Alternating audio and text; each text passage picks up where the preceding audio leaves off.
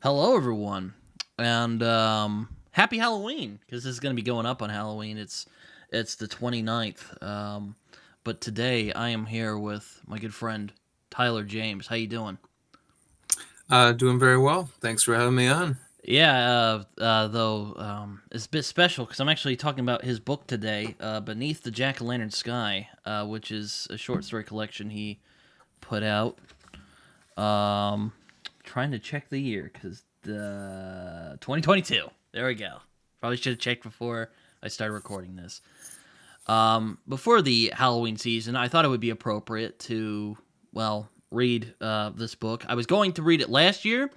Sadly, couldn't get around to it because I started reading Speaks the Nightbird, which was really long and kind of took up a lot of time. I'm like, well, crap. I'll make it up to him and read it in 2025. And that's what I did. And it was a lot of fun. I really enjoyed it. And I put a vote up on my channel, and I'm like, well, do you want to see a live stream? Because Halloween fell on one of the days that I upload. Would you like to see me talk to one of my friends about one of their books that is spooky? Or would they like to watch a, or just some other video? It initially tied between the stream and talking with a friend of mine who writes, and I'm like, well, crap. So I put up another vote, and then, well, we're sitting here now. So anyway, enough of my yapping. Tylor, welcome to the show. Glad we Thank you get very here. much. Um, I know you're quite fond of Halloween, and I find this is actually a good book for the Halloween season because there are a couple stories here that take place in Halloween, and it says beneath the jack o' lantern sky, so that kind of gives you an idea of what this what this book's going to be about. Right. Yeah, I started writing this back when I was working at what I termed the haunted factory, and I had a security job where my duty was to simply make a round every single hour of the facilities. It was an old cheese factory that was shut down, and I was working the graveyard shift, and very much a Wisconsin job, a security guard at an abandoned cheese factory, and it was it was marvelous because I could write the entire shift, which I believe was 8 to 10 hours, and that's what I did. I wrote two books on the clock, including a number of the tales in Beneath the Jack o' Lantern Sky. Um, so that's how it began, and I think Billy's first haircut is the opening of the book, and I certainly wrote that on a chilly January February at the haunted cheese factory. Yeah, I quite enjoyed that story. And I think what kind of surprised me about this is that, not all the books in or not all the books, what am I talking about? Not all the stories in this book were like that scary. There were a couple ones that were very creepy, but a lot of them are very like well, a lot of them were a lot of fun. I really enjoyed I enjoyed reading them, which I suppose is like, that should be a part of reading. You should enjoy it, but I it was definitely uh how do I describe it? It was definitely more like a celebration of Halloween than like a straight like horror book. Yeah, I think that's a good way to put that. A celebration is right. Yeah, and like there were a few stories in here that were like really not only fun, but there were some of them that were quite heartwarming even. Yeah, yes. One More Night with Snow White is a pretty heartwarming story, I think. I think that's the third tale in there. Of course, there's some really nasty stuff in this book, too, Oh sure, yeah. and it's stuff that I would never write now. But and including the title story is pretty gross as well. But there's some sweet ones in there. One More Night with Snow White, and the Haunted House Mystery Bank is really quite a warm-hearted tale, full of plenty of macabre things, but a good tale. Yeah, it's I enjoyed all of the stories. I mean, I don't think there was a one I disliked. So I mean, I thought the gothic one was I that was probably my least favorite. I was kind of like I don't know, it's fine. Oh, sure. Yeah. Well, it's funny is I think the Gothic one's my favorite. Yeah, I think I saw you because you actually have in the back here, and I actually read like your thoughts on the stories afterwards when I would finish reading them. You actually have like explanations of them, which I thought Mhm. were interesting. Yeah. Yeah, Bells Are Ringing at the Transit Station, I believe, is the Gothic tale written Hmm. in somewhat Victorian diction, and just writing that gave me a flavor that I've never experienced before in terms of prose, and I just really enjoyed it, and I ended up writing almost an entire book full of Victorian and Edwardian era tales, where the prose is sort of a combination of modernity with Victorian prose. Yeah, I mean, it was definitely it was fun. It was I had fun with it.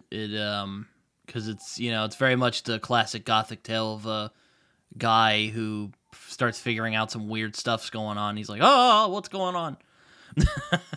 Yeah, It's yeah, very British.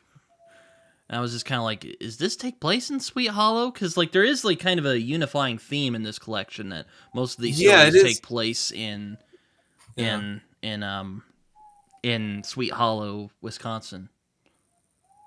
yeah. That is sort of an outlying tale. It takes place in I think Fleet Street, Bells Ring at the transit station, but all the rest of them take place in Sweet Hollow, Wisconsin, which is modeled after my adopted hometown of New Richmond, Wisconsin.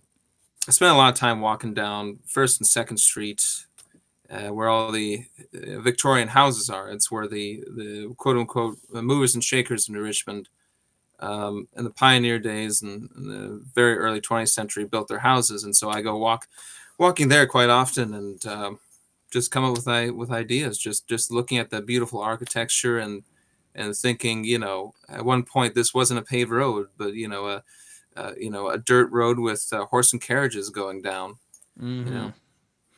Yeah, it's yeah, I mean but yeah, I really enjoyed all these stories. I mean, this is probably the most like basic question, if you want to call it this, that you can ask a writer. But like, how did you decide on this book?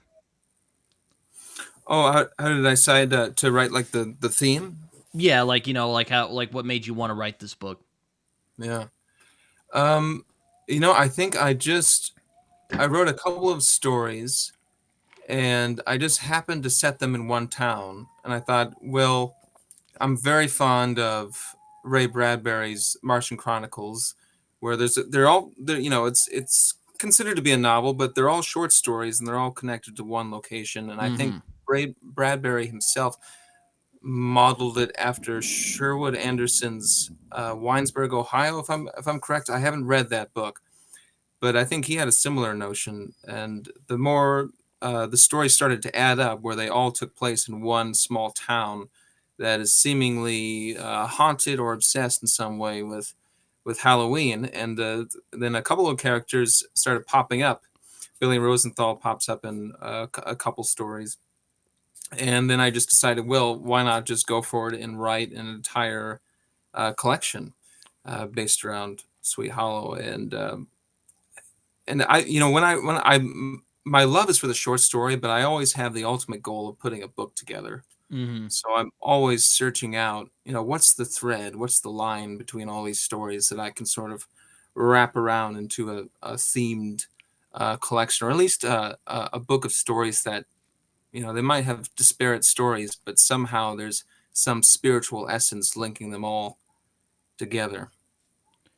Yes, that's actually I felt what the book reminded me of was Ray Bradbury more than like a Stephen King or even Edgar Allan Poe.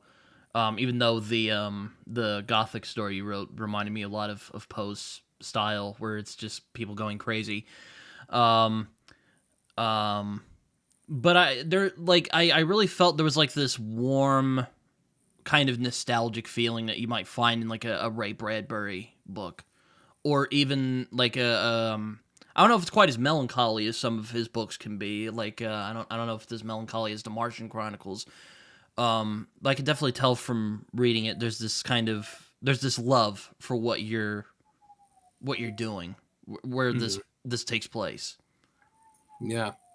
Yeah, I'm glad you picked up on that feeling or that tone. And by the way, you might hear my dog making a terrible amount of noise in the background. I I'm can so kind of sorry. hear it, but like it's not like distracting. Well, my wife is outside doing gardening or something, and so the dog is looking out the window and screaming with sorrow. So I'm sorry. Maybe that's just the wailing ghosts in my head. But to return back to subject, I'm so glad you picked up on that theme because I think that tone, that sentimentality, is sometimes what separates me from a great deal of other writers who call themselves horror writers. And I when I was starting in my career as a writer, I might have pictured myself as a horror writer and even tried to fit in with the horror community. But the more I wrote stories that were contingent to how I felt as a human being, first and foremost, the more genuine themes started to surface, and the more I realized, well, I wasn't writing horror at all. As you mentioned, you didn't find a great deal of the stories actually scary, but more perhaps imaginative and encompassing and perhaps warm. And so, when I write now, I don't write to horrify, but rather simply to daydream and put my daydreams onto paper, and hopefully keep the reader captivated, just through imaginative, fantastical writing, which I would argue is what Ray Bradbury did. He didn't. I don't think he even considered himself a science fiction writer, even though he wrote things like the Martian Chronicles. He just considered himself a fantasist, and I'm the same way, but I'm a macabre fantasist, which I think we might have discussed previously. Yeah, I kind of realized what like macabre fantasy really meant as I was reading this. Because I mean, there are some stories in here that are like pretty disturbing and like nasty, as you said. Hmm. But like there's kind of this like it's spooky, but it's not like horrific. If that makes kind of like something wicked this way comes, I think would be a good example of this kind of Yeah. style. I guess if you want to call it that. Oh, I'll take that comparison. That's very nice of you. Yes. Um, Well, more of just like that. One of the other things I really appreciate is you have a you have a really great depiction of what kids are like. I really appreciated that. Thank you. I think a lot of that comes from just listening to kids. Listening how they talk to each other, or just trying to put yourself back into the shoes of a 12-year-old, and you remember, hanging out with your buddies, getting on bicycles and riding down the street, visiting all the neighbors' houses. How did you interact with each other and so forth and so on. Yeah, I mean, and also, you can feel free to tell me if I'm thinking too deeply on this, but there were a couple stories where I was thinking like, okay, like what is there like a continuity here, or is it just kind of like weird ideas? Like when does like the mosquito story take place? Yeah, In where like in contrast to where something like the story of the haunted house takes place. right. Haunted No, house, I yeah, should say. yeah. There's definitely that disparate element, and that's kind of why I had to save the concluding novella for the end, because that, I mean, that there's so much disaster occurring in that story that it would really only make sense to put it at the end, because if you put it at the beginning, then the rest of the stories, people are going to be wondering, well, when did this occur? Yeah, yeah, no, no, I mean, it's probably like I don't know if you had that in mind when you were writing these stories, but I I did did a little. I did sometimes kind of go like, because I'm sure someone in one of these stories might go, oh, did you hear about that weird mosquito thing that happened? That was crazy. Absolutely. Yeah. Though there is And some continuity, like in one of the stories, one of the characters meets with Billy, at an ice cream shop. He's like, "Oh, right. you cut your hair, Billy," and he's like, "Yeah," something like that. Yeah, absolutely. Yeah, and there's little Easter eggs throughout the whole thing. Sometimes they're subtle, sometimes they're not so subtle. The sharing of street names and that kind of thing. So it does have that continuity, but there's stories that are pretty wild, and so you do sort of have to uh, extend the imagination to think that the it all occurred in the same town. I mean, I probably shouldn't ask this because you did write an afterword, for lack of a better word, where you were kind of describing what you were thinking when you wrote these stories. But like, what were some of your favorite parts of writing this book? Like some of your favorite stories that you wrote in this book. Maybe is Hmm. more specific. Well, you know what? It's been so long, and I'll look at the table of contents and see which ones pop out at me. But it's the damnedest thing when I write something.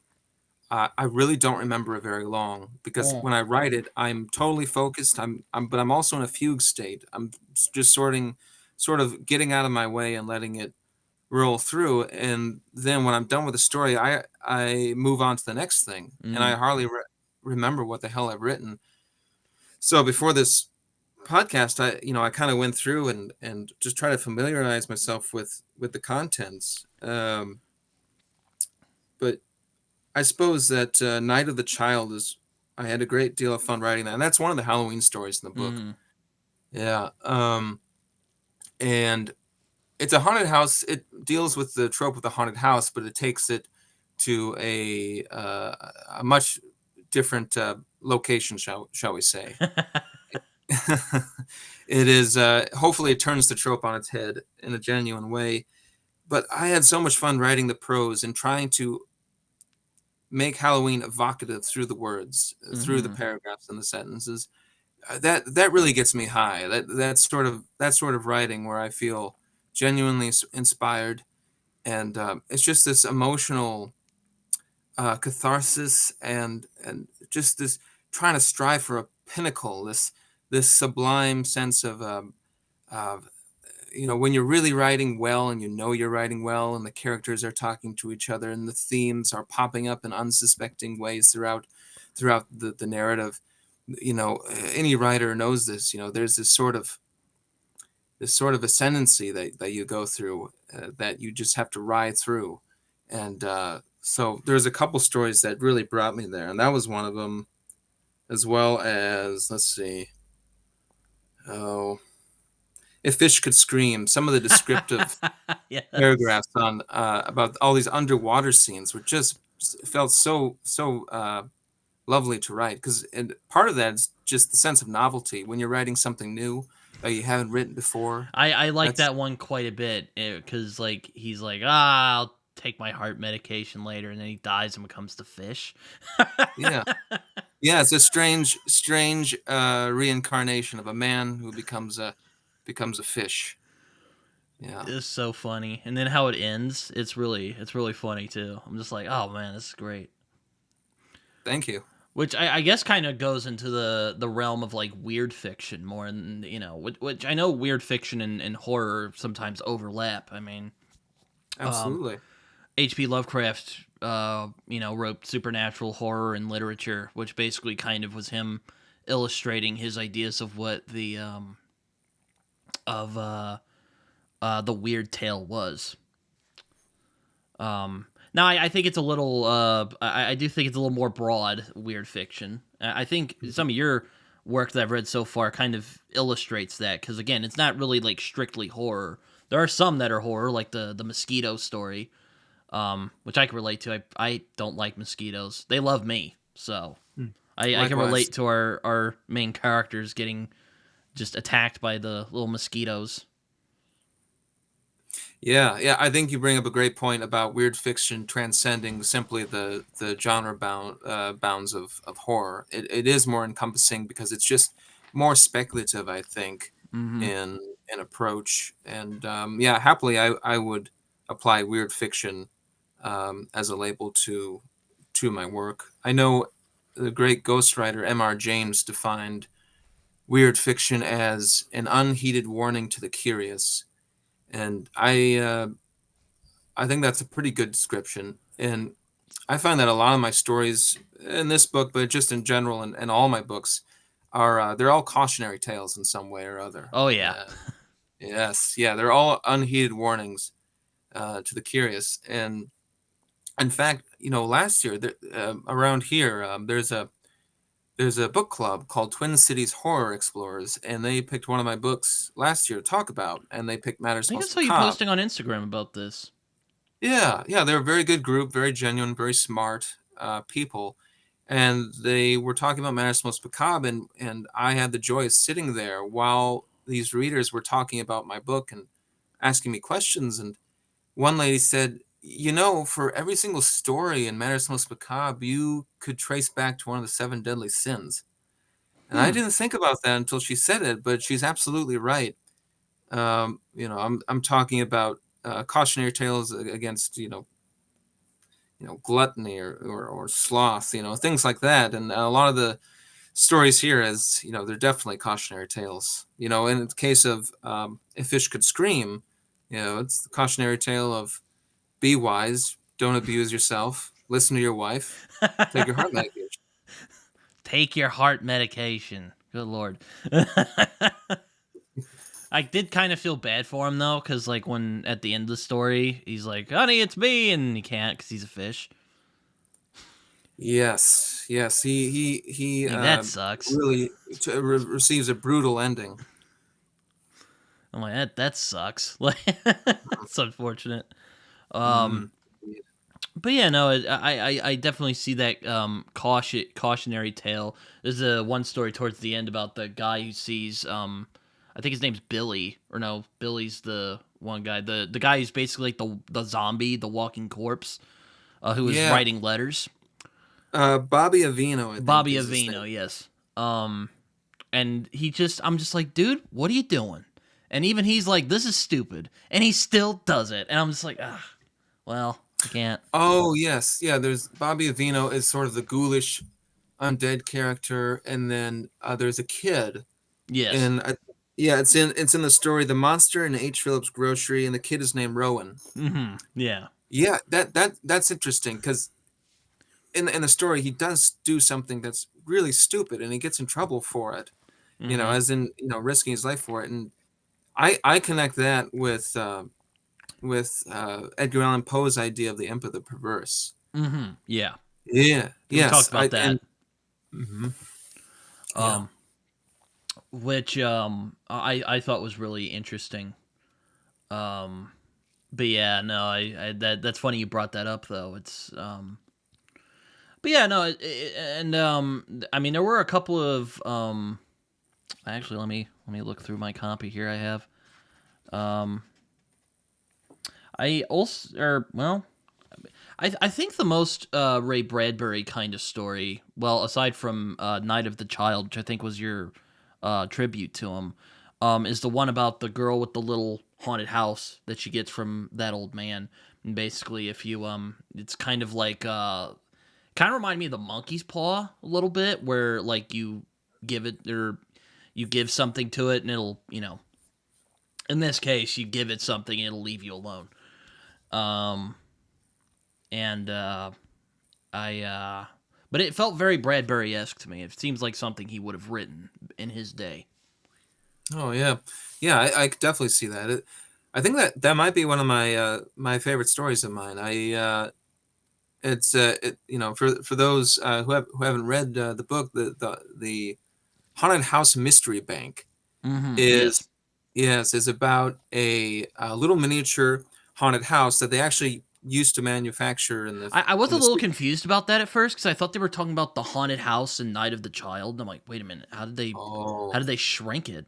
And I'm like, oh well. And then you explained it's a miniature like little haunted house. I'm like, oh okay, yeah, just yeah, precisely. It's a miniature little haunted house, and it's got this mechanism where if you put a coin on the doorstep, the door will open, and a little yellow creepy hand will come through and swipe up the coin, drag it in, and the door closes, and there's flashes of lightning inside the house. And that's something that was produced in the '60s. These little haunted house mystery banks, and I came across this only because I'm a bookseller at a half price bookstore in Maplewood, Minnesota, and a lot of people come and sell their books to us. And at the very bottom of this rotting box of Archie comic books was an advertisement for a haunted house mystery bank, and had the picture, and I just thought, wow, this is just fantastic. and I just hung on to that little clip of an advertisement because I didn't know what it meant. But writers, eh, or any artist, I think, when they come across something that intrigues them, they don't know why, they just have to hang on to it because they know it's going to turn into a story or a song or a subject for a painting or something. So I hung on to that, and then I ended up taking it home and writing the whole story. I think in maybe 2 days or so. Yeah, I really liked that. I really liked the girl's relationship with her dad, and then she's like, "I'm gonna rescue my cat," uh, and I really liked the ending as well. It's very nice. Thank Another you. kind of you said earlier sentimental story. Felt like. Yeah, sentimental, and I also thought at the time too when I was putting the stories together, it's good to have a balance because when the stories are really gruesome, you know, hopefully, because when you're reading, you don't know if you're going to have a truly happy ending, as does happen in some of these stories, or a truly gruesome ending. So Mm-hmm. I kind of like that aspect. You just don't quite know. Yeah, like the title story is one about a pretty particularly gruesome revenge story. Um, and I was just like, ugh. Oh yeah, me too, me too. I think he even said in the afterward, you're like, yeah, this one was kind of. I was like, damn. Yeah. Yes, yeah. Well, writing these books, it's as soon as you finish writing a book, I don't know if other people feel this way, but I feel like I'm a different person. Um, and today I could not write Matters Most Macabre or Beneath the Jack-o'-lantern Sky, and likewise, the person who wrote those books couldn't write Strange Invitations, which is my recent book. Oh Um, yeah. By the way, he did put out a new book recently, which is kind of coincidental, but that worked out. it's good timing, yeah. Um, but and so when these works add up, they also form sort of a very strange form of biography in a way. Hmm. You know, looking back at a book, this book only came out in, I think you said 2022, so it's only been a couple years, but lots changed since then. Yeah, and there was even the one about the kid who had like the pictures of naked girls, and his mom's like, "You'll write an essay and rah, rah, rah," and then he becomes like a serial killer. Um, which is That might be the darkest. I think that might be the darkest story in there. Walls of Shame. which is funny. I just recently, actually today, I uploaded it. It was a video about a it was basically a graphic novel comic biography of Ed Gein, the notorious Wisconsin serial killer. Um, that I didn't mean for that to happen, but that just kind of happened, and that story kind of reminded me of Ed Gein. And you actually do you live in Wisconsin still? Because you just mentioned you work at a place in Minnesota. So I do live in Wisconsin, excuse me, and but I live right on the border, so I travel oh, through to okay. Minnesota to work. Yes, yeah, and then in terms of Gein, Plainsfield is about 3 hours from where I live. Hmm. Hmm. Yeah, I mean, I imagine you've at least heard of him because you know it's kind of like I, Oh I guess yeah, he's probably like a boogeyman now. yeah. I came across Gein's exploits when I was a teenager, and I'm sure, like many people, was absolutely fascinated. I was particularly fascinated. I mean, there's the whole macabre nature of digging up graves and so forth, and of course we all know the story, but uh, I'm fascinated by the psychology of the whole situation, and I certainly see Gein as a sympathetic monster, Hmm. and that's kind of what I tried to portray in Walls of Shame. You had somebody who was molded a particular way, Hmm. and this resulted in absolute, you know, violent, macabre disaster. And with Gein, I'm interested about the psychology of a human being brought up by an extremely fundamentalist religious mother in an isolated locale, um, and him having to deal with the death of his mother and so forth and so on. And Oh, It so it's very interesting, it and gave what him he, some ideas, we'll say.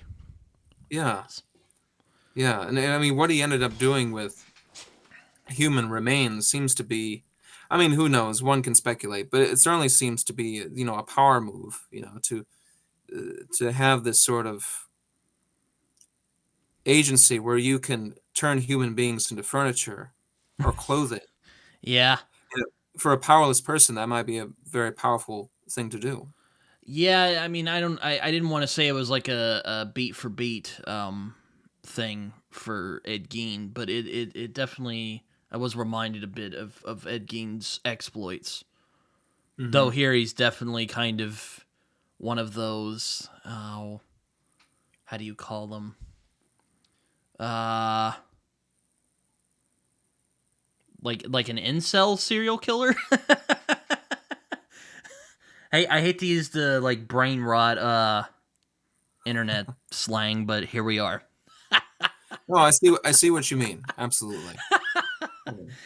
Um And I think I read in the back it was actually based on a personal experience. So I'm like, oh boy, that must have not been fun. Yeah. Well, it's just the idea Not as of bad though. You didn't you didn't turn into a serial didn't end killer. up a serial killer, so, or at least that we know of. All right. Um. But yeah, no, I. But yeah, no. It definitely reminded me of kind of Geins, though he grows up in a town. It wasn't in a farm in rural Wisconsin. Yeah, yeah, that and I was, there's also the Norman Bates. There's Mm-hmm. it's about a little kid who looks up to his mother, and when his mother shames him and turns him into a monster, he starts to believe that he is a monster. He's told that he is, and so he must be, and so Mm-hmm. he grows up thinking that way, and it transforms his psychology, Mm-hmm. and it turns him into a truly terrible person. Whereas previously he might have just been, he might have turned out, a fairly reasonable human being. Yeah, I mean, he seems there is again kind of that. There's almost that innocence of a child being kind of perverted in a sense.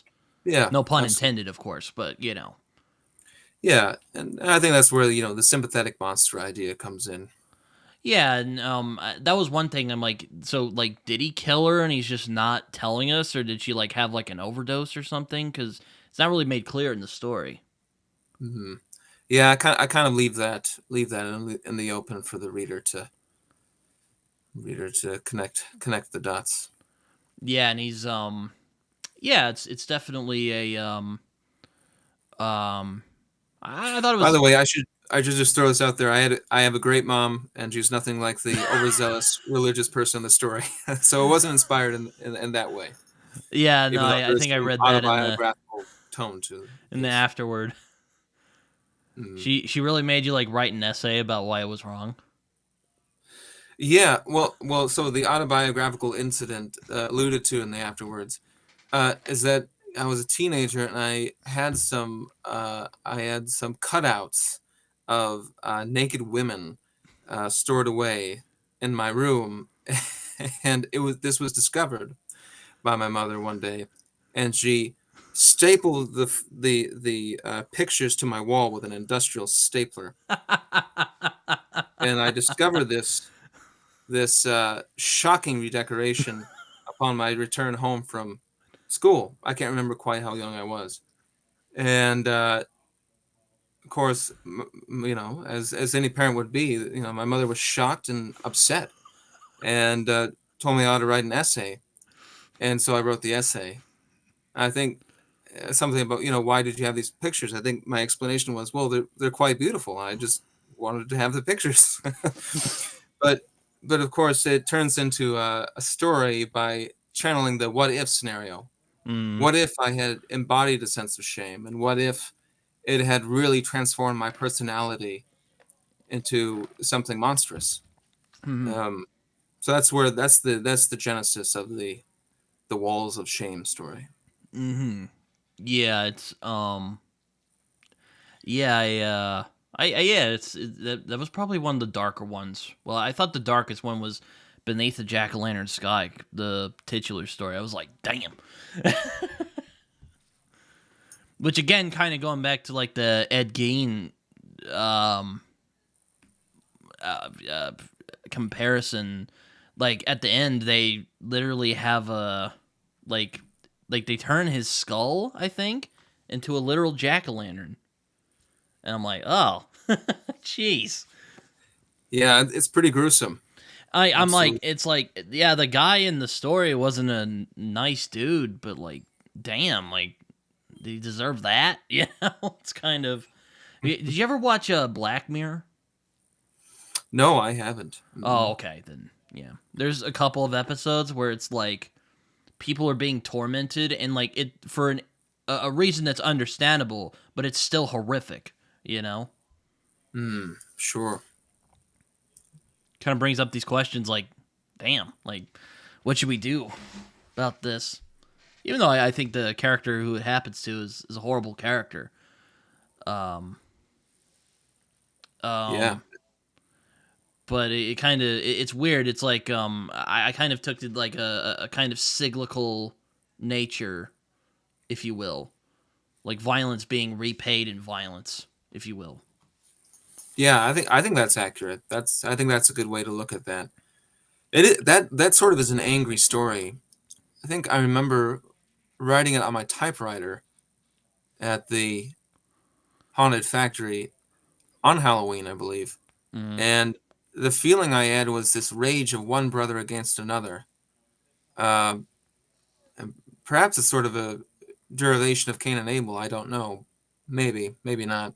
But it certainly is a sort of a brotherly rage. And I remember just kind of delving into that anger, and with a typewriter you can type angrily. On a keyboard, not, not so much, or a pen and pencil, not so much. But on a typewriter, I mean, which I have behind me, I wrote it on the, I don't know if you yeah, can see it on the video, yeah. but this Royal typewriter back there, that's a heavy duty typewriter. That is not fragile. And it's not portable. It's extremely heavy. They made it in the 40s. I think accountants used it. And I remember just plucking away on that and really channeling that anger, and the whole story kind of evolved from there. And it really is, as you put it so eloquently, it is, violence begets violence. Mm-hmm.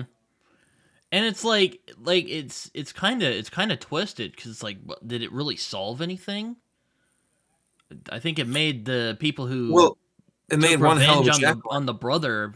It might have made them worse overall. I don't know. Yeah, it's not a pretty story, to be sure. No, no, it's not. It's yeah, it's definitely, well, in my opinion, the most horrific story. Like I mean, the mosquito story is very much like a, I kind of felt was a kind of pulpy, kind of weird horror kind of story. Those other two stories are more like, ugh, like this could happen. It probably has happened in our world. Yeah, yeah, they're human stories. They're stories about human capacity for violence and revenge, and twisted, perverse thinking. Whereas the story you just mentioned, Mosquito Summer, that you're right, that's more of a pulpy story. That's more of a B film fun kind of a story, because it's about Yeah, radioactive bugs. yeah, And so that takes it to the realm of just with like purely body imaginative. horror elements as well, because Definitely, they definitely a like they lot of like they that. like turn into like mosquitoes with a very classic, like, kind of Twilight Zone like ending. It's like, oh, he heard buzzing from her, it's good. Yes. Yeah. Well, the Twilight Zone, since you brought that up, that's a huge inspiration for me. Rod Serling's original Twilight Zone That series. didn't So many surprise great me. There writers there were worked on parts it. of this that felt like the Twilight Zone in parts. Sometimes I feel like my life's the Twilight Zone. So Well, it's easy to write stories in that vein. yeah, it's I really love that show too. It's I think Bradbury even wrote an episode. Yes, you did. I can't for I think it was an episode about a grandmother, maybe a mechanical grandmother. I'm not 100% sure, but Yeah. Um. I Yeah. No. But yeah. I really One of the things I kind of going back to what we were talking about earlier. One of the things I was questioning, and when I was reading this, is kind of the difference between like macabre fantasy, as you like to describe your style, and like just straight horror. And I was curious, and I was curious what like your definition of. Well, I know we've talked about this a little bit before, but like, what is your definition of like macabre fantasy as opposed to horror, or even weird fiction for that matter? hmm. Well, I would say that macabre fantasy is much closer to weird fiction, Mm. oftentimes is. But horror, I think, is the approach of writing a story simply to horrify. It's in the Mm. word itself, or to shock. Yeah. Uh Yeah, huh. and I think that that is sort of a low. That's sort of a low approach. It's sort of a juvenile approach to needle and to shock and to cajole the reader without really having anything extra, anything really truly profound or imaginative added onto it. And so the distinction of macabre fantasy is simply the distinction of accuracy. I think that it's more accurate to say that what I do is to fantasize, and so I take up a lot of what ifs and I put it into an imaginative scenario, things that could happen or things that couldn't happen in this mortal realm. And often these fantasies that I have are macabre in nature. They deal with macabre imagery of skeletons or bodily decay, death, these sorts of themes. And so, just as a matter of accuracy, I prefer to term my work as macabre fantasy. Yeah, I mean it's like I said, a lot of the stories are definitely like spooky. There is definitely like a it kind of reminds me a little bit of well, maybe not reminds me, but I guess if there's something else I could call like macabre fantasy, there's a show called Over the Garden Wall, which is this animated show about these two brothers who get lost in this place called the unknown. I actually think you would like this show if you haven't watched it already. um but it's not necessarily like, it is spooky. There are spooky elements, but it's not like horror, if that makes sense. Hmm. Or even again, something wicked this way comes. I don't know if I'd strictly call it horror. It has horror elements, but it's very much like this dark fantasy about this strange carnival. Absolutely. I'll have to watch that over the garden wall. I Hmm. will look into that. Um, yeah, I mean, and in this, it's again like there are some stories that are just like horrific, but most of these stories are just kind of like spooky, but they're not like utterly terrifying usually. Like there's some Yeah. like one of my favorites was Billy Rosenthal's first haircut. I really enjoyed that one because it's like this like almost dark comedy. I think that's the perfect way to put that. It is a dark comedy, and And it's about growing up. especially when he finally gets the haircut and there's like the little like gaping maw on his head, and it like eats the poor guy. And it's so Yeah. hilarious because they're just like his parents like, oh look, he's having his first haircut, and he's like, this dude's getting eaten alive. Yes. Yeah. I think dark comedy is the perfect way to put that. I thought about that story just sitting in the barber chair in New Richmond, and trying to amuse myself while somebody was cutting my hair. And I thought, God, wouldn't it just be terrible if there was like this scar up here? She was cutting it real short, and there was this. Maybe she saw the scar, and it just kind of opened up, and there were a bunch of teeth, and a giant tongue just kind of swirled out, and then just collected the person cutting my hair. Wouldn't that be strange? And I took that, and I added a whole backstory and all the characters and everything, and painted it in, And and it it's worked also worked like, out pretty well. and sure that like the barber is like this kind of grumpy old man, but I'm like, well, damn, like, he didn't deserve that. No, I think I identified very much with the grumpy old man. In fact, that's what my wife and daughter call me. They not the grumpy old man, but they call me old man. You know. Yeah, no, it's a I but yeah, no, it's kind of like this. almost like eldritch horror at points, because they mentioned they have like a religion, so he can't like cut his hair for whatever reason. I'm like, oh, okay, maybe they're like, monks or something, and then it's something a little more sinister than that. But like, yeah, Billy's like this really friendly, outgoing. Well, is he outgoing? I don't know, but he definitely seems like he likes being around people.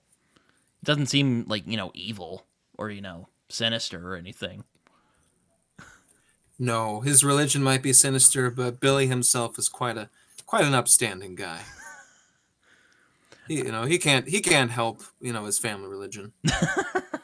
Yeah, no, it kind of reminded me a little bit of like I guess like the Cthulhu mythos a little bit, except it's Y- Yes, yeah. There's definitely a Lovecraftian tie there, absolutely. And I think I you or know even I the thing. There's that moment in the movie where he tries to resuscitate the guy and the mouth opens in his stomach. Yeah, absolutely. I didn't think about that aspect of it, but absolutely that's there too. And I think I try to heighten the cosmic notions, or the religion having some sort of malevolent cosmic connection in that story, because I wanted to submit that story to a magazine called Cosmic Horror Monthly, Hmm.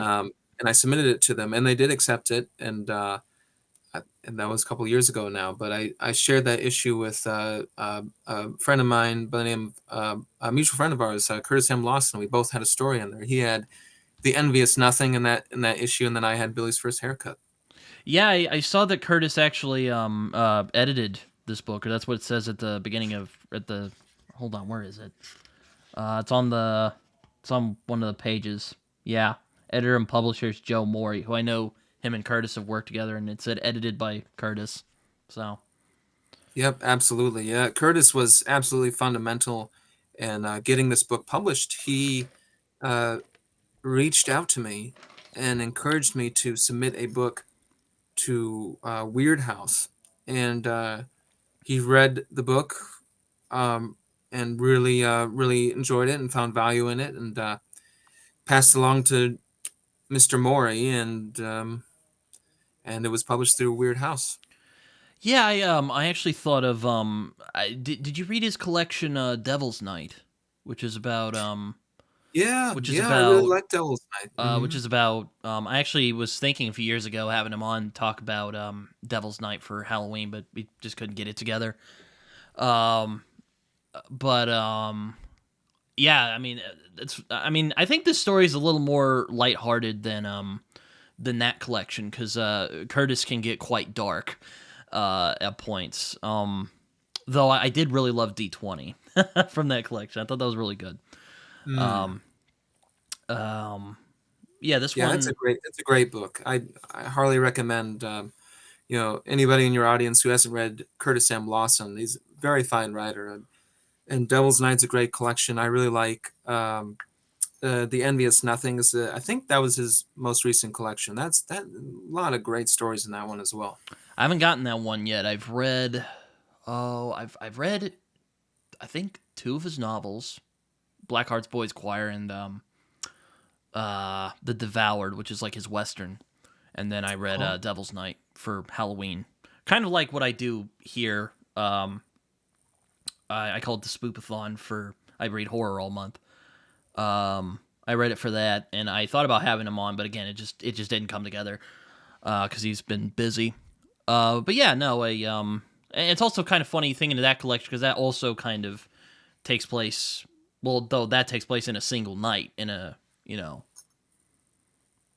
very and macabre night, I should say. yeah, no, all centered around Detroit. Yeah. Though this one's centered in Wisconsin, at least most of them are. Mhm. I also really enjoyed the last story, which is hold on, let me find him here. Really sorry, it's just not. Guess I'm not prepared here. Oh, In the that's right. town of Sweet Hollow by Tim Ravencourt, which was a lot of fun as well. I enjoyed that one. Really good ending story for the collection. Thank you very much. Yeah, I wrote that one. I believe upon request from Joe Mori. I had sent him the book, and if I'm not mistaken, I think he wanted another story or two added to the collection, and I added that one in. Mm-hmm. Wrote it specifically to completely fill out the book and Yeah, end it on a Halloween story. yeah. I'm kind of ashamed to admit this. I actually thought it was literally someone else who wrote the story because I have Asperger's. That means we're not always great with figurative stuff, and I probably whatever. But yeah, I ended up kind of looking it up if Tim Ravencourt was a real guy, and then he That's wasn't, great. and I was That's like, exactly what I wanted. That's exactly what I wanted. I That's was like, great. oh, No, and in fact, I kind of forgot to keep up with that the illusion there. But when I was writing the book, I kind of wanted to make sure that Sweet Hollow felt like it could be a real place, and that the concluding novella was written by somebody else other than me, written by a neighbor. Um, at first I it's thought only like with at yeah, first I thought like Tim was kind of a jerk, and I'm like, this guy's kind of a dick. But yeah, then you kind of feel for him. He's like, yeah, he loved his mom. His mom died, and but he's yeah. also like real stubborn to the point of unreason. Like, come on, dude, just put up the Halloween stuff. Like, come on. Absolutely. Is an extremely skeptical person, and he I think any good character has their contradictions. He certainly has his flaws, but he has enough good qualities to make you feel hopefully some empathy for him. Yeah, He tries his best. I liked his relationship with Megan. I think was her name. Quite Hmm. enjoyed that. Um, it was very tender, I should say. Yeah, it's a love story, and that's actually a Halloween trope going back to the Victorian era. Halloween fiction of that time, and indeed the way that people celebrated Halloween in America. I mean, a lot of these traditions go back all the way to the Irish and the Scots. But a lot of the Victorian games, Halloween games, were divination games centered around the notion of discovering one's future spouse, future love partner, and they would do things really kind of odd things like peeling an apple and then throwing the peel over your shoulder, and then you look behind you and the peel would assume some sort of prognosticating shape, like the first letter of the name of the person you were going to marry. Or another one was standing in front of a reflecting glass with a candle on Halloween at midnight, and you would see your future wife behind you. That sort of thing. So Interesting. anyway, and the town of Sweet Hollow is definitely a love story, and definitely an old Halloween trope. Yeah, I also kind of noticed that kind of tender romanticism, and also like One More Night with Snow White, which is about a guy who falls in love with a dead woman. Uh, it's really sad too. It's probably the saddest one aside from Yeah, uh it is sad. It's about human loneliness. um. It was also kind of lately funny, especially when it's like, all right, let's spend a day kind of hanging out, and they're like, and no one else can see her except him. Hmm. Yeah. Yeah, human loneliness and age are definitely big themes in that story, and that those themes do pop up through a lot of my fictions. Not of all of them are published yet, so people wouldn't know, but those are themes that I kind of return to every once in a while. Uh, Loneliness and aging. Yeah, loneliness and aging. I think they're very interesting, fertile themes. Because who doesn't feel loneliness, and hopefully we all have the good fortune of getting old. Yeah, no, we're not all Billy Rosenthal, I guess. Right? We're not all immortal beings. Too uh, bad. um, but yeah, I really, I liked again, kind of, I felt that's kind of what macabre fantasy is, as according to, um, like just straight horror. Absolutely. That there is kind of this like tenderness there. Yeah, and with the mention of the title story, "Up Beneath the Jack Lantern Sky," that comes close to, I think, to sheer horror, but particularly near the end, and that's why I don't Oh, really. I It's mean, not it's my quite not my lighthearted, favorite story. sexual assault and Yeah. murder It, and using body parts for Halloween decorations. right. Indeed. um, I yeah, no, it's yeah, but I did notice that a lot throughout here. I'm like, oh, this kind of. I also really liked Night of the Child as well, especially. It was kind of funny that the whole like, oh, is these aliens trying to figure out what Halloween is? Why the humans like Halloween so much? Hmm. It's Yeah. Yeah. Just that story. I guess it touches upon. Well, I guess it's that sentimentality and that nostalgia creeping in again. Just that magic feeling of being a kid mhm. and being in love with Halloween. And I mean, certainly, I remember, when I was a kid, it was like the highlight of the year just to decorate the house. Never mind trick or treating, just to go around and unearth all these bins and these boxes, covered with dust, but filled with all these, strange, but tacky, but yet wonderful, decorations. Whether it's like a animatronic Frankenstein. I remember we had a light up, mummy clock that was made out of porcelain and all that stuff. But when you're a kid, you're just filled with so much wonder and appreciation for everything that there's just a sense of magic about that time of year. Yeah, like I said, it's very much like a love letter to Halloween as like a concept. Yeah. Um, Yeah, it's so funny that you say love letter to Halloween, because that is the literal description of the book that came out through Weird House Press. My book, Old Dark Houses, a Halloween novel, was described oh, as a love letter to Halloween. oh So you well, nailed it right there. all right. Well, I'll have to check out that book then, as well. But yeah, I really um, yeah, it's yeah. I mean, that story in particular, actually, Night of the Child, reminded me most of Over the Garden Wall, because like one of the big themes of Over the Garden Wall is kind of taking these kind of spooky concepts and then realizing like, oh, this isn't that bad, you know, even though those kids are like gonna probably be gone for a while.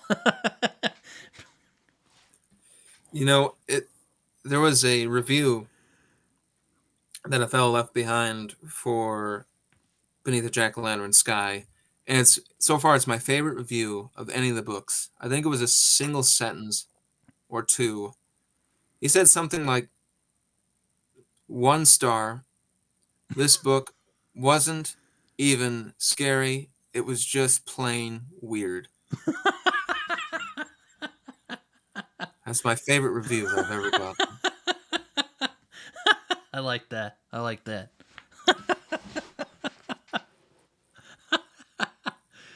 That's fantastic.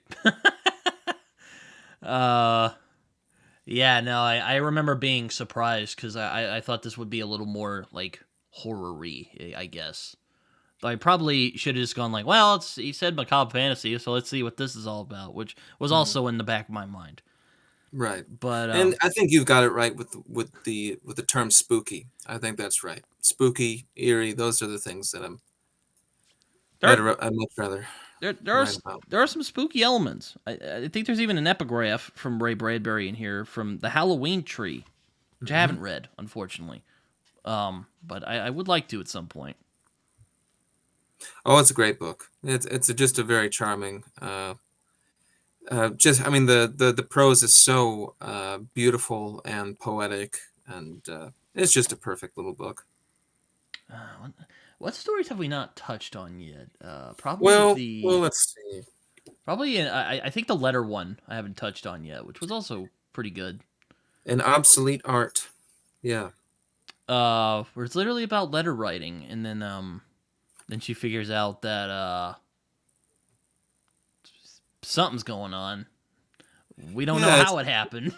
It's He's it's this it's a walking corpse running around. yeah. It's about this woman who is living down south, and she has a terrible job working in a slaughterhouse. Mm-hmm. Yeah. And all of a sudden, she receives a mysterious well, a letter at any rate from an old high school boyfriend of hers. Uh, and they end up writing letters back and forth to each other.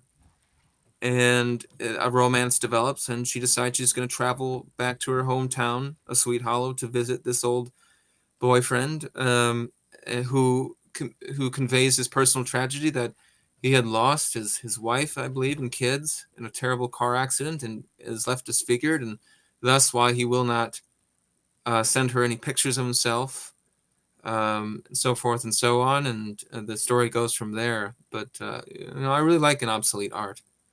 Um, of course, a good deal of the story is epistolary. It's told in the form of letters,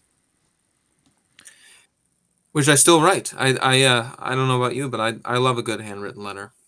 Yeah, I'm always bad at that. I often write emails more than handwritten letters. Maybe I'll get back into the habit of it. Also, my handwriting is terrible, so there's Oh, that too.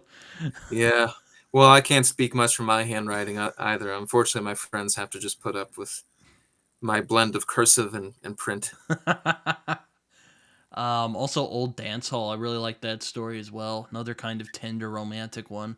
Yeah, yep, and very much I think in the Twilight Zone realm. That story I wrote after a friend of mine were having a bonfire, and it was actually at my friend's parents' house, and in the back of the yard was this essentially a house, this big structure. And I said, well, what is that? And it was really worse for wear. The clapboards were flaking, and not all the panes in the windows were intact. And he said, oh yeah, they used to be an old dance hall back in the 50s.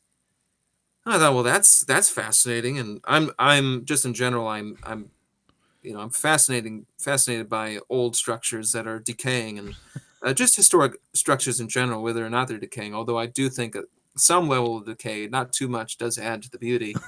And I went into the structure, and it was basically what you read in the story is exactly what it looked like in the book in terms of the layout and everything. You know what it kind of reminded me of? It kind of reminded me of The Shining. Oh man, what's it called? In the Overlook Hotel, there's that little place where they're having the party. Kind of reminded me of that a little bit. Though Hmm. more benign. They're not trying to make him kill his family or anything. Yeah, it's just a rural dance hall, that you find everywhere throughout, particularly out throughout the Midwest, I believe. I like how Um, casual everyone's is about being dead. They're just like, bro, we're dead. Like, you know. And he's just like, what? yeah, they've accepted their lot. Yeah, and then it also a real sad ending. They end up tearing it down. He's like, and then he just kind of has to go on with his life. Yeah, and now that you mentioned the tearing down part, that's another thing that I go back to is the destruction of historic property really pains me to the heart. I hate to see a century old beautiful building torn down for the sake of utility, and I wrote a whole novel about it actually called Old Dark Houses, about these three houses in town in Sweet Hollow. It's also set in Sweet Hollow that decide to start. There's ghosts animating the houses, and all the houses start to communicate with each other through Oh, their own language. And it says it's a survival mechanism because they're all slated for demolition on November 1st, the day after Halloween. And so that's the whole theme of the book is about historic preservation and the cultural heritage of having beautiful places to visit. yeah, it's yeah. I think you've mentioned in the past you actually prefer writing short stories over like a full length book. Do you have written longer length pieces of fiction like Old Dark Houses or the one is it called it's something Leviathan. I don't want to say Holy Yep. Leviathan because Our Holy Leviathan. our That's Holy correct. Leviathan. Hmm. Yep, you Ah, got it. I got it. Yeah. All right. It's but I know that one was um but that's interesting. I didn't know that. Yeah, and I'm just obsessed with um, history in general, and particularly local history. I haven't written a short story in a couple of months. I've been busy writing historical essays based Mm. around New Richmond, aka Sweet Hollow, and I've just been, I wrote an essay about the St. Croix Asylum for the chronic insane, which was a beautiful 1897, castle-like structure that was demolished in the 70s to make way for a modern health complex. But I wrote an essay about that, and I wrote an essay recently about the history of Halloween just in New Richmond, which was kind of interesting because you could see all these small town incidents mirroring the national changes of tradition over an entire century. Because I started with the Victorian era and continued all the way to modern day. And in fact, my next book is going to be a history book. It's going to be a Mm. collection of I essays did read your about. essay about Sunset Boulevard, Oh and I yeah, liked it. yes. Thank you, Though thank I you. guess that's not really like has anything to do with historical Well, Wisconsin. that's okay. Well, that essay about Hollywood Boulevard, it did kind of kick off my love for the essay as a medium, as well as a short story. That kind of put me in mind. Well, yeah, I can write essays. Before I tried to write them, and for some reason, just nothing really. They didn't turn out the way I wanted them to. But that was the first essay that. It was a real short thing. It was only a couple 2 pages maybe, but it came out fine. And I thought, well, I can do more of these. Well, I was gonna. I remember now. What I was gonna ask was like, what draws you to more the short tale, short story, the weird tale, rather than more longer pieces of fiction. Which again, maybe we've discussed before, but you feel free to. Oh, that's all right. Um, well, I think the value of the short story is that it can affect the reader and affect the reader in a single sitting. Mm-hmm. They don't have to return to it again and again and again, where sometimes I think the effect is lost. But in a short story, you can sit down, read it in one sitting, and get the full impact of everything that story has to offer.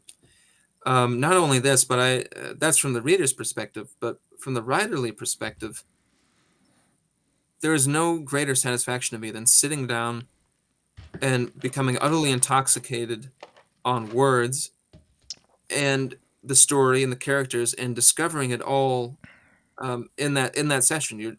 For me, I'm discovering everything as I write it. It's a complete sense of novelty, and it's a complete high. It's better than alcohol. It's better than any drug, at least I've ever tried. And you can do it, and at the end of the session, you have something to show for it. You Mm. don't just have a couple I, pages or, I or a chapter. You have a whole thing you can publish. yeah, I think it was actually Edgar Allan Poe who said a short story should be read in a single sitting. Yep, absolutely. Yeah, I'm actually taking a short story class right now for my minor in creative writing, and my teacher actually described a short story collection almost akin to an album, which I thought was interesting because I know you're also a musician as well. Like, would you agree with that or? Absolutely. Yep, I think about that all the time. When I'm assembling the contents for a short story, I'm thinking, well, what if I was performing a concert? It's got to have the correct set list. You know, you have to have a good opener, you have to have a good closer, or a great rather opener and closer, and you have to keep people's attention, and you have to have the correct sense of variation. You don't want to play three or four slow songs in a row. You want the pacing to be dynamic, and so absolutely, when I'm assembling a short story collection, I'm thinking, what's the musicality? What's the musicality of the placement of the stories, and also music just comes into place when writing itself. I know that I have a story in the bag when I got the rhythm down. When I'm writing and the rhythm is set and everything is rolling out at that exact rhythm, then I can hardly do any wrong at that point. Yeah, and in writing a short story recently that was critiqued by my class, it was about jazz musicians. It kind of just made me think like I just have a harder time writing short stories because I just like to meander. I don't know Sure. why. I wish I could. I wish I could like just crank out a short story a day like Bradbury could, but I don't know if I could do that. Yeah. Yeah, well, it's a it's a particular skill that, just like any other skill, just needs to be honed and practiced ad nauseum sometimes. Yeah, no, it's yeah, and it was funny because my teacher was like, "Have you ever read this story called Sonny's Blues by James Baldwin?" I'm like, "No, I haven't actually. I remember you mentioned it, and I thought about reading it, but haven't done it yet." But yeah, I'm getting off topic here, but going back to this, yeah, but I really like this book. I thought it was a lot of fun, really, if I could say. Thank you. And that's what the book should do. It should give you some fun, and I don't really have any loftier expectations for Beneath the Jack-o'-lantern Sky than some good amusement and perhaps some connection on a human level. Although not all the stories are very human, I must admit.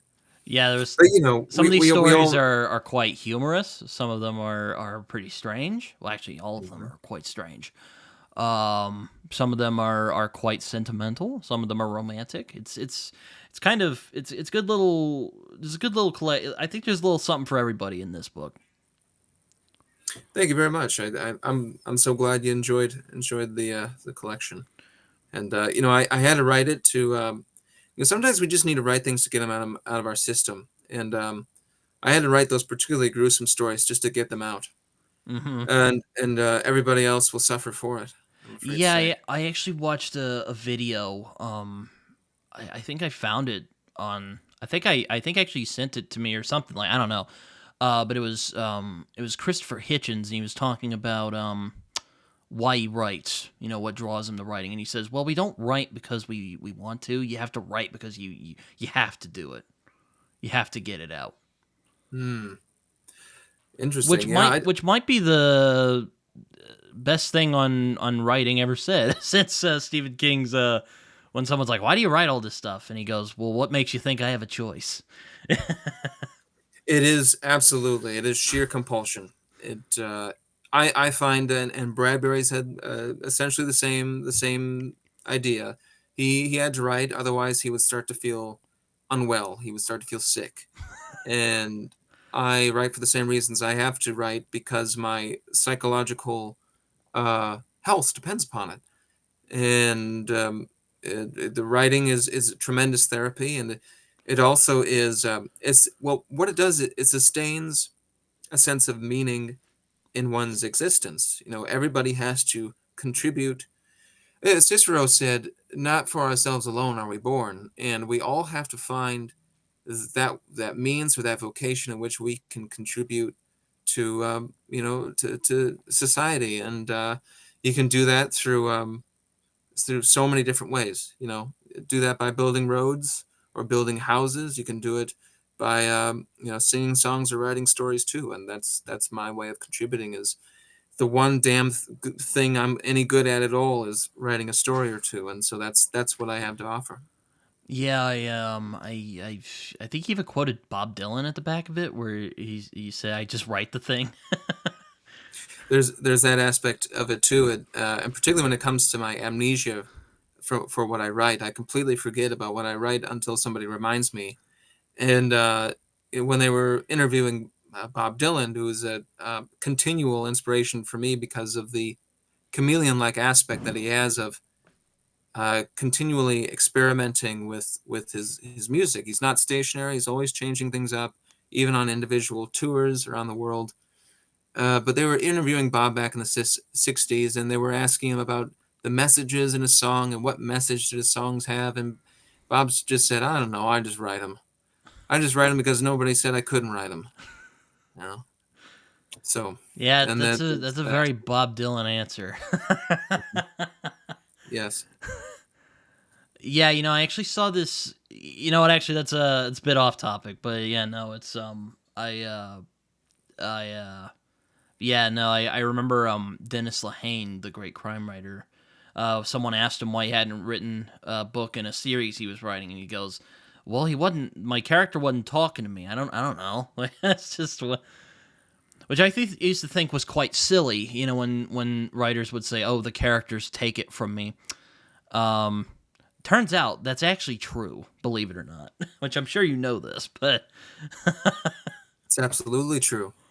Yeah, and you know when you're forcing it. You know when you're making the characters say things and it doesn't sound right because you had to put a great deal of effort into what they actually said to each other, when the more organic approach is to let the characters talk and just to get out of their way, get out of your own way, and let that creative force, which is endlessly subconscious and endlessly mysterious, come through your fingertips and write it almost on automatic or in fugue state, and not everybody writes that way. I know Poe was a completely different writer, or at least he claimed to be. Poe was very much a premeditated writer. He claimed to have everything down in his head before he sat down to write, and interesting. I cannot do that. That's extremely impressive to me.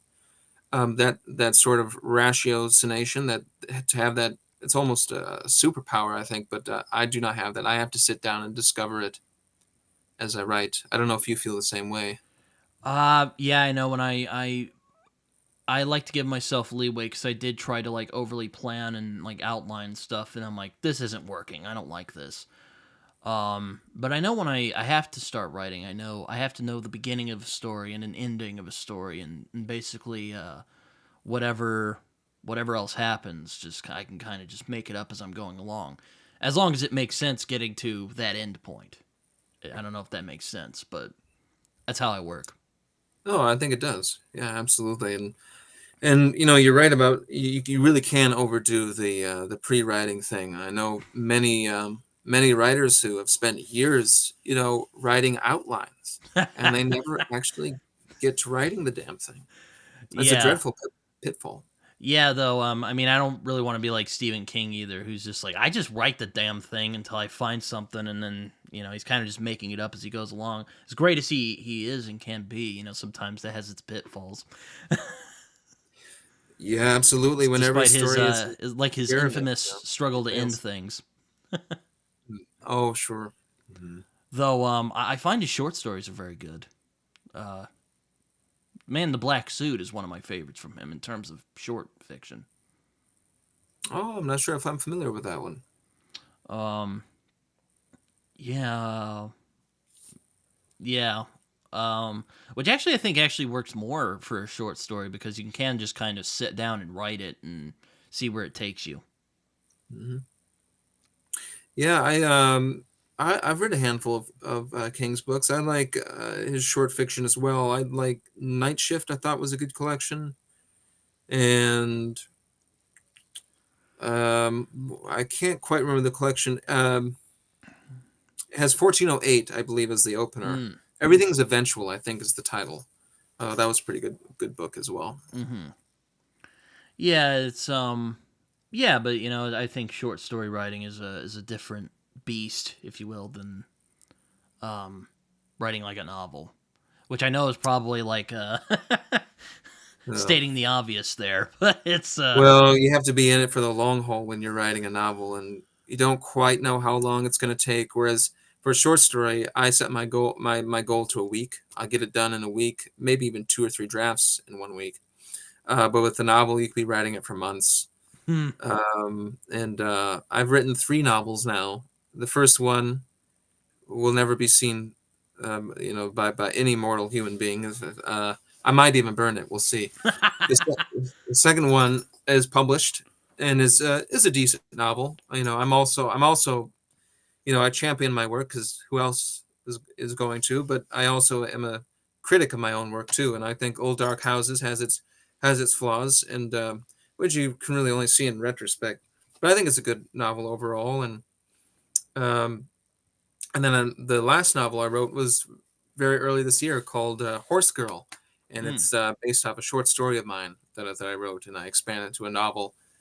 And is it the next great American novel? I really don't know. I have to go. I still have to go back and revise the damn thing. Maybe we'll find out then. But Yeah, it is as you say, it's a different beast. Absolutely, it can be exhausting, I find. Um, but yeah, I know you said you had to get going. Hopefully by you said 5:30. So I think we can wrap up here. We've discussed most of the stories. Well, aside from some final thoughts, if that's okay, real quick. Oh, absolutely, absolutely. But yeah, I really liked Beneath the Jack o' Lantern Sky. I thought this was a really strong collection of stories. Um, I liked. Well, I thought it was really good. Yeah. Thanks, I appreciate that very much, and Maybe and I'll maybe I'll get my thoughts more coherently together to write a review at some point, but I haven't found the words for it yet. oh, sure, Because review sure. writing is another art form. It definitely is, and well, I'm glad you enjoy the stories, and hopefully your audience will enjoy the book as well, and pick it up in time for Halloween, and if not for Halloween, for the long cruel winter, which we are about to endure. Yeah, no, I mean it's a good fall book I think as well, even though it is very Halloween centric. Um, yeah, I really like this book. There's a lot of really interesting stuff in this. That's really basic, but yeah, I mean I think if anyone likes macabre or spooky stuff, I think Beneath the Jack o' Lantern Sky would be a good collection to read for the season. So there you go. Do you have any final thoughts about your book, Tyler? Well, as I mentioned, it was written by a young man, and I think it's a very spirited collection, and he certainly gave his heart in writing all the stories in the book. And I hope that if readers enjoy these stories, that they might decide to check out some of my more recent work and see who that young man became, and what old man he might be growing into. Mm-hmm. Well, I mean, I think that's about it for me. I really enjoyed this book, and happy Halloween, Tyler. I know it's well, as the recording of this is 2 days from now, but it's a holiday I really enjoy. Also gives me an excuse to just go nuts on horror for a whole month. That's always a good thing. Even though I guess this doesn't quite neatly fall into the horror genre. Um, but again, thank you, Tyler, for joining me to talk about your book. Well, thank you very much for having me on, Britain, and likewise a happy Halloween to you and to your fine audience. Well, I mean, as I like to do before the end of these things, if you have any like social media or anything like that, you can feel free to share it real quick before we go. Yes, my dreadful social media credentials include you can find me as on Facebook as Tylor James, and you can find me on Instagram at Tylor the Writer, and you can find me on my website, which is simply tylorjames.com. All right. Well, hope you guys enjoyed this, and hopefully it will be a good video for Halloween. Um, but yeah, no, it's been fun. Thank you, Tyler, again for coming on. This has been great. Thank you. All right. Well, until next time, just gonna